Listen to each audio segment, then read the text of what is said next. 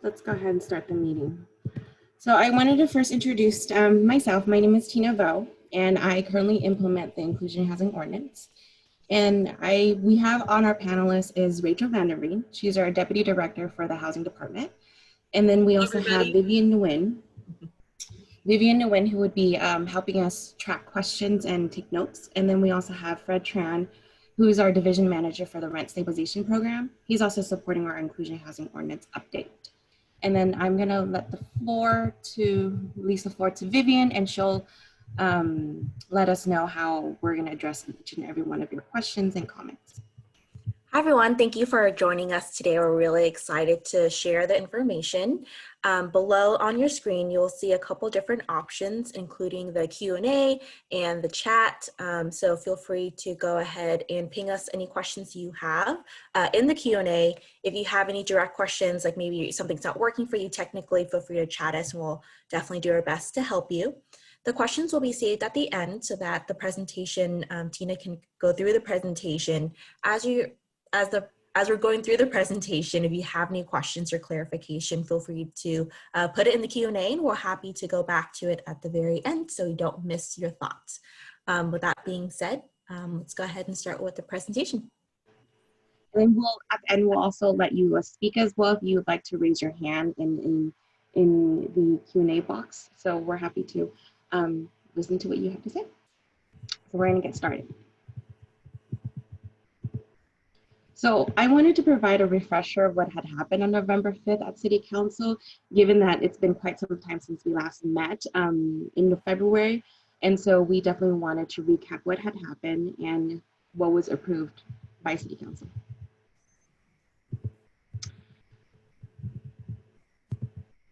So we wanted to provide some light on what was the goal of why we were updating our Inclusionary Housing Ordinance. And it definitely had to go back to our goal was to encourage constructions of building affordable units on site. Most of the developers have other options to choose from, which under our Inclusionary Housing Ordinance has a menu of options to choose from, which includes paying an in lieu fee, providing off-site units, but definitely by revisiting our Inclusionary Housing Ordinance, we're trying to encourage more on-site development and generate resources for affordable housing.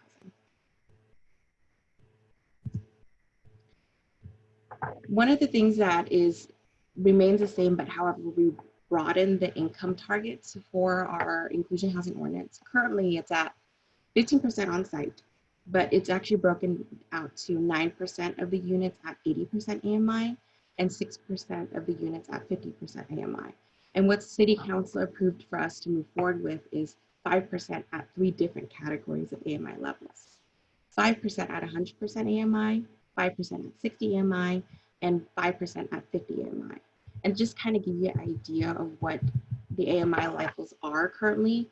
At 100% AMI, it's an earning of $99,000 a year, which is paying around $2,800 for a 1-bedroom. And then for a 50% AMI level, it's about $55K a year and paying about $1,400 for a 1-bedroom.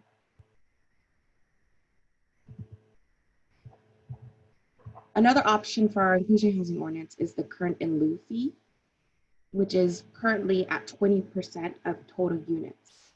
So this is an example that I just want to show you visually on what is currently, and then the next slide we will show what is being proposed. So currently, for example, if we have a 20-unit development, the current requirement is 20% of an in lieu fee. So we multiply 100 units by 20%, which gives us 20 inclusionary units. And then we would multiply that 20 units by 125,000, which is the current in lieu fee rate, which gives us $2.5 million in in lieu fee costs for this development. The proposed in lieu fee structure is switching to a per square foot basis. And we kind of just estimated using an example of using 900 square foot per unit. So using the same 100 unit project, we're multiplying 900 square foot for each unit. That gives us 90,000 square foot. And the in lieu fee structure we're proposing is $43 per square foot. And that gives us $3.8 million. in in lieu fee costs for the new proposed structure.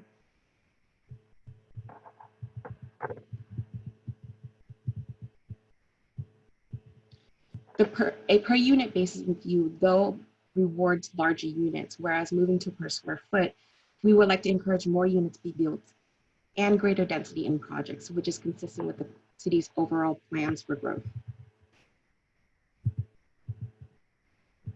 One of the new compliance options that we had originally proposed to November 5th is a mixed compliance option, where we're encouraging developers to provide on-site by choosing at least one of our 3 income categories that we originally proposed. So in earlier slides, we had a 15% on-site requirement, and we broke it down to 5% at 3 different AMI levels. In this example, we're allowing developers to choose 5% at 100% AMI, which is only 5 apartments, and then pay the in lieu fee for the 50s and 60s that they would have provided on site. So because they're providing the 5% on site, you get an in lieu fee discount, $18.26, which comes out to $1.6 million. So if this development was to provide us 5% on site, they would pay us a discount on the in lieu fee. So this is kind of like a combination of both on-site and an in lieu fee combination. The in lieu fee is calculated on the entire building. We do not discount the 5% on site. And so that way we are capturing all of the building instead of finding calculations for the 5% that's already provided on site.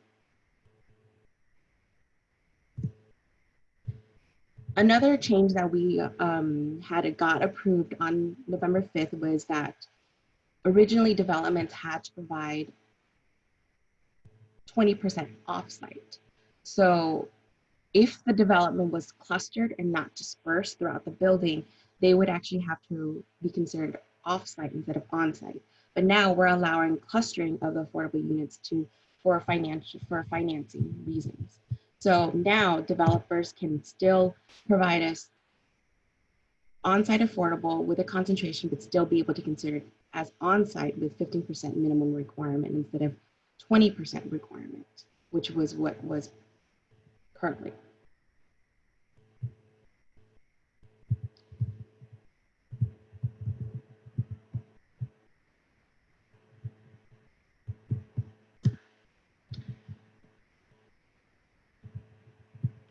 For West San Jose currently has high rents enough to support the current development costs and generate profit levels that can assist expectations that will meet expectations of developers and investors. So with their high rents that they're able to achieve, we were able to utilize, for West San Jose, it's actually a $43 per square foot. And then citywide is $18.26 per square foot. The in lieu fee of $18.26 per square foot is just a transition fee. So we start at $18.26 and gradually increase into the full $43 as the market recovers. And then the downtown high rise is currently set at $0 because in our feasibility study, we determined that downtown high rises are not feasible. Therefore, in order to encourage this type of housing, we set the in lieu fee at $0 for downtown high rise. And West San Jose's, particularly like for West Valley, Willow Glen, Cambrian planning areas.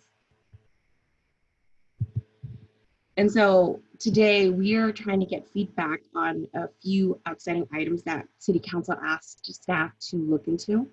These are the recommendations that we're going back to Housing Community Development Commission. We're aiming to go back in September, but this is the recommendation that we are providing to that commission. And we are asking your feedback today on these three items. Number one is to evaluate financial impacts of extending the period of affordability for rentals to 99 years.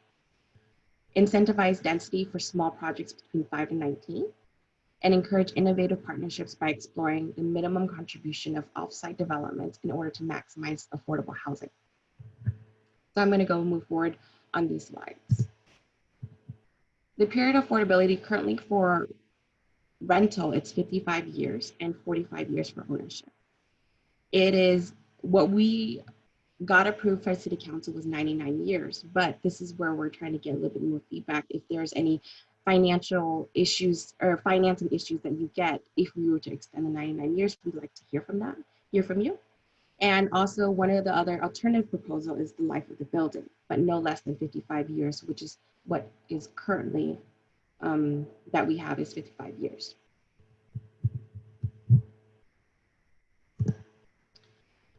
And then the small projects. The Inclusionary Housing Ordinance currently applies to 20 or more units, and our Affordable Housing Impact Fee only applies to rental buildings with between 3 to 19 units. For sale developments do not have a fee for developments for 19 or less, and so that's why we are trying to merge the Affordable Housing Impact Fee and the Inclusionary Housing Ordinance. And so we propose that the Inclusionary Housing Ordinance to apply both rental and for sale of 5 or more units. And developments that are between 5 to 19 units that meet the 90% of the allowed density in the general plan will receive a 50% discount in the lieu fee. The reason why we're asking for this is we're trying to encourage more density and smaller projects.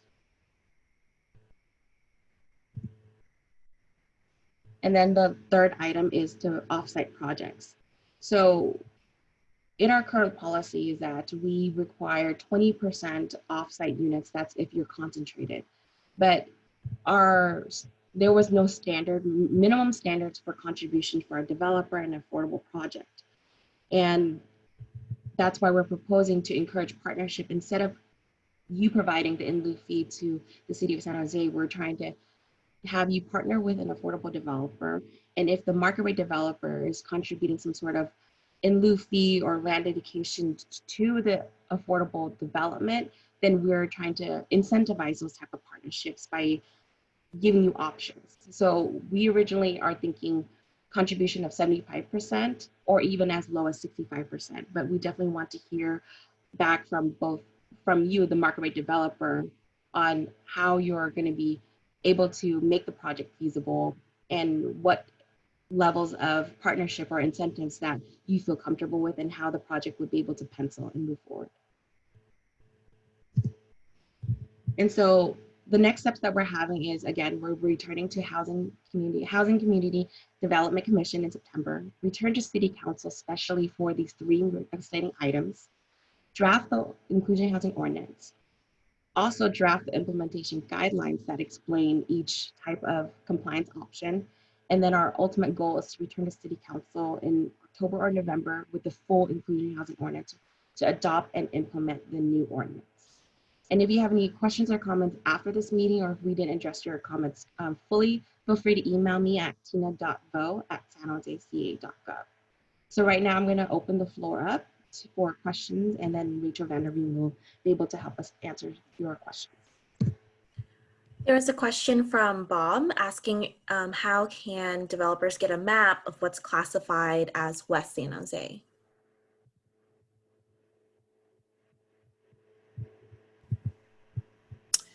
So we have, I think Tina, hopefully you can help me with this too, but we have been working with a map. We had the planning area map is what we were using previously. Yeah, let me see if I can pull that up. Yeah. We do have So the map was called like the planning areas map, and that's what we were using to indicate the different areas of the city. And our team was going to take a look at it and see if it needed to be updated at all, but I'm pretty sure what we're planning on moving forward with is a planning area map.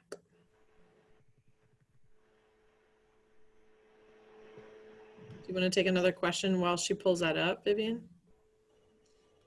Yes. There is a question from Jesse if we will be posting this meeting online and recording, as well as when will the September City Council meeting, how will it be utilized to publicly vet the proposed changes?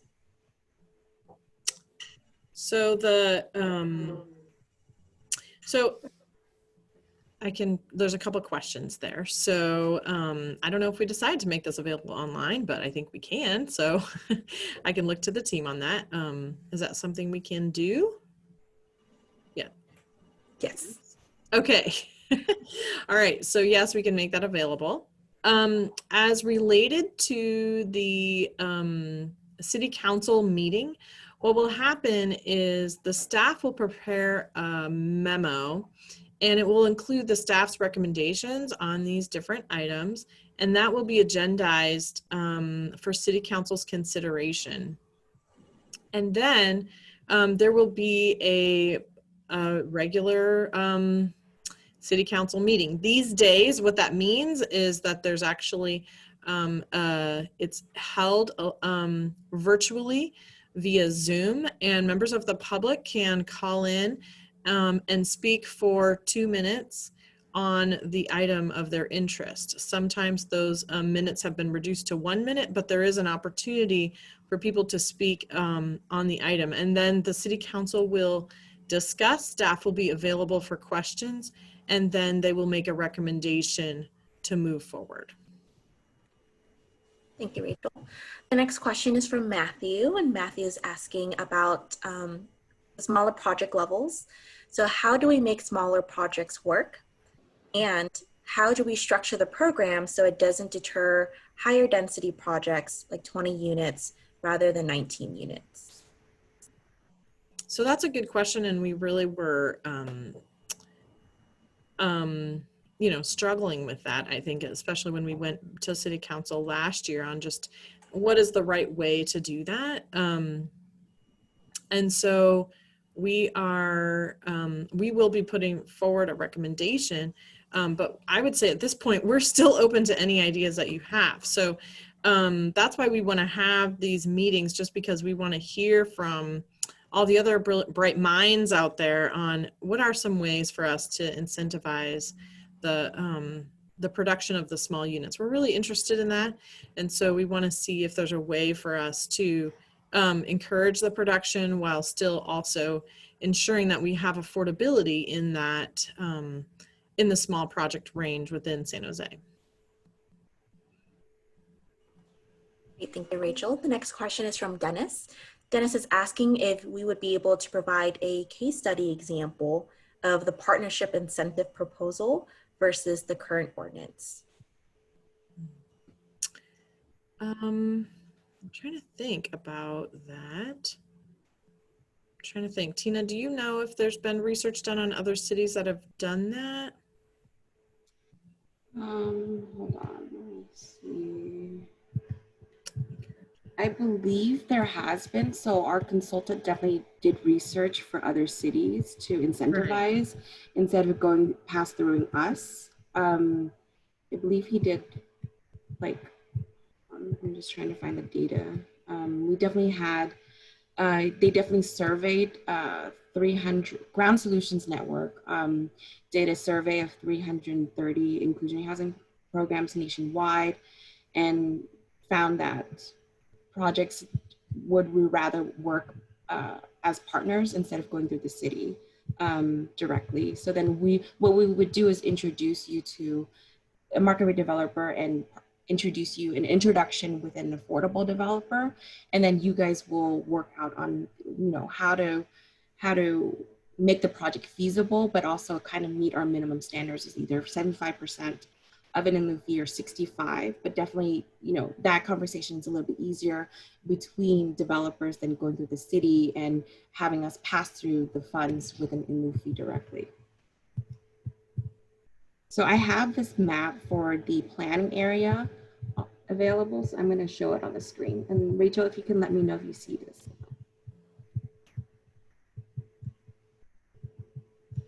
Yes, I can. Okay. See it now. So give it a second. It's kind of a detailed map, so it's going to take a little while to load. So these are planning area map, and this is actually can be found on the planning's website. So West San Jose would be in this area. There you go. West San Jose would be West Valley, Willow Glen, and Cambrian. And this is specifically the $43 per square foot area.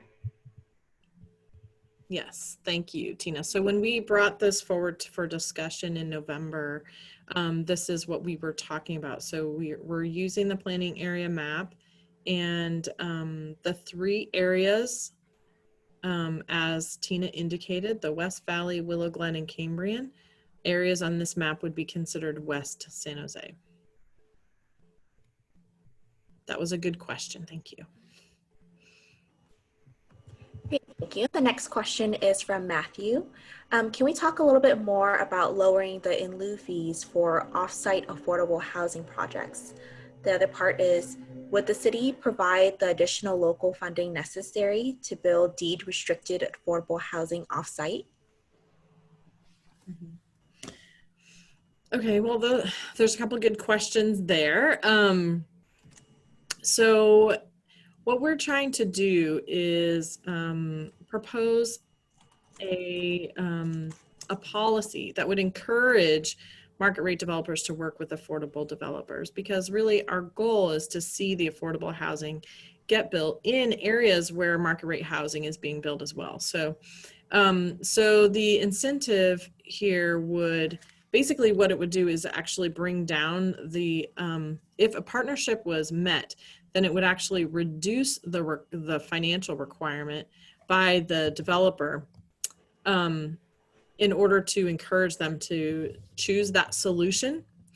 And in that case, what would happen is the market rate developer would have to provide some sort of financial benefit to the affordable development. So that might be in land. Land is probably the most obvious, the land dedication.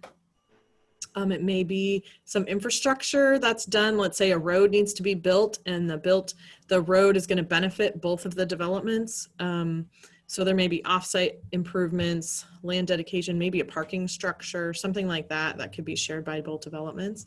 But we need to see where there's been actual improvements made that will benefit the development. So that's the contribution that will be made financially.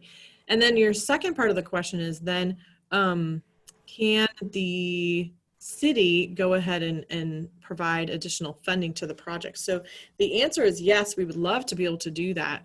What we want to do is be able to see the financial contribution that the market rate developer has made to the affordable development. And once that has been demonstrated on paper and whatever it is, just like through a financial analysis, then the city of San Jose can go ahead and further provide subsidy to the project, creating an opportunity to lower the affordability levels for that development, and just provide additional funding in order to make sure that the project is successful and is able to move forward.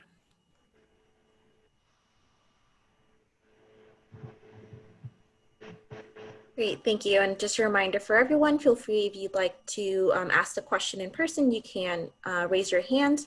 Any other questions, feel free to put it in the Q&A.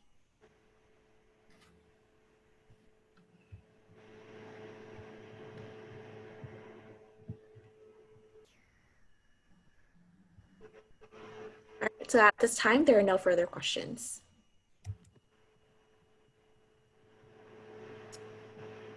I think Matthew raised his hand. Oh, who did? Matthew, I think. Okay, yeah, go ahead. Matthew, you can unmute. Yeah, I'm sorry. I was just writing a response on the graduated rate for the small project. I know it's very complicated to figure out something that works all the way around. My notes show council being as concerned about disincentivizing people going slightly above that 19 unit mark as they were figuring out how to make sure that smaller projects went forward.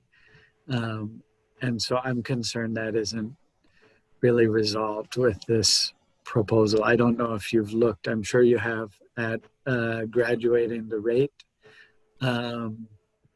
so that there would be steps, and when you were at 19 there would be less financial benefit potentially than if you were at 10. I don't know if there are other ideas that you looked at, but we would love to see them and sort of be able to get behind this to work with council so it goes smoothly. Mm-hmm. Okay, well, thank you, Matthew, for adding that. Maybe what we can do is just set up another meeting outside of this to kind of just talk about the ideas that both you and we have on this, because we do want to bring forward a good proposal for this concept.